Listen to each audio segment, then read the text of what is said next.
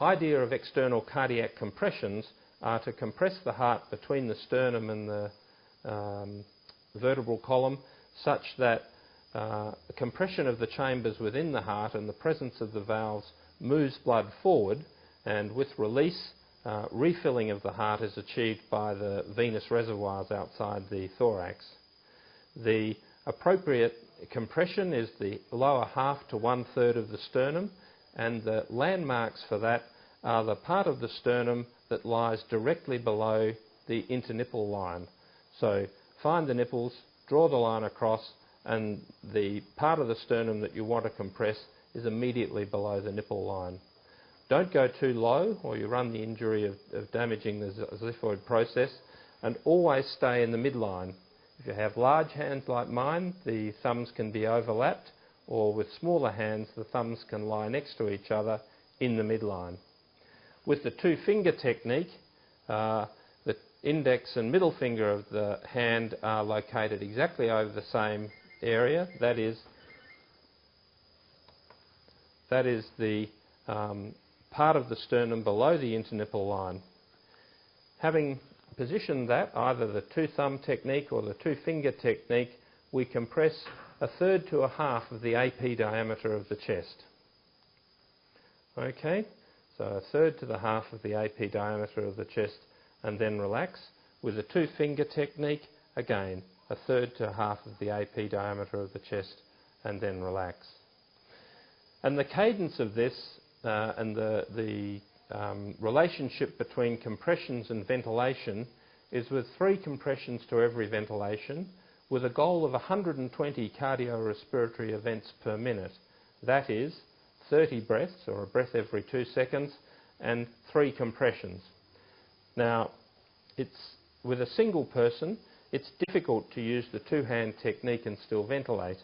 And so for the person such as myself at the moment who's providing this resuscitation, I would use the two-finger technique. And again, I think it's important to count out loud with what one's doing in order to achieve the right timing and cadence of support. So, the sternum in the midline, below the internipple line, and it's 1 and 2 and 3 and puff. 1 and 2 and 3 and puff. 1 and 2 and 3 and puff. 1 and 2 and 3 and puff. 1 and 2 and 3 and puff. And again, we can ensure that we're getting good inflation simply by watching the chest inflate between compressions. This is a difficult way of doing resuscitation, but the two-finger technique is still considered appropriate, particularly for the single person and particularly for the person with small hands. Also, the two-finger technique is not quite as tiring as the two-thumb technique, or the technique where one encircles the thorax.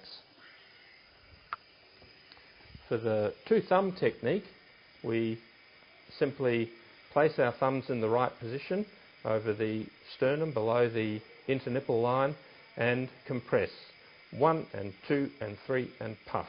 1 and 2 and 3 and puff. So with the two-finger technique, and I'm joined by my assistant here, again the thumbs over the sternum in the midline below the internipple line, and the compressions 1 and 2 and 3 and puff. 1 and 2 and 3 and puff. 1 and 2 and 3 and puff. 1 and 2 and 3 and puff. 1 and 2 and 3 and puff. The important thing here, and the useful thing here, is that the person who's doing the compressions can actually confirm and feedback to the person ventilating whether or not they're getting good chest inflation. Important pitfalls with this technique, and important points, are that the thumb should maintain contact with the chest wall throughout the inflation. In other words, it's not a bouncing up and down on the chest.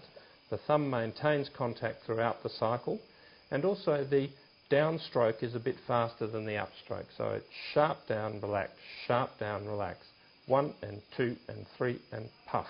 1 and 2 and 3 and puff. 1 and 2 and 3 and puff.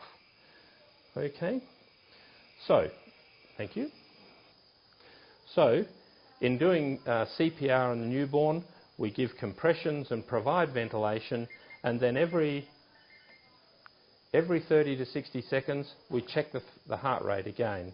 If the heart rate has risen to above 60, then we can just continue ventilation.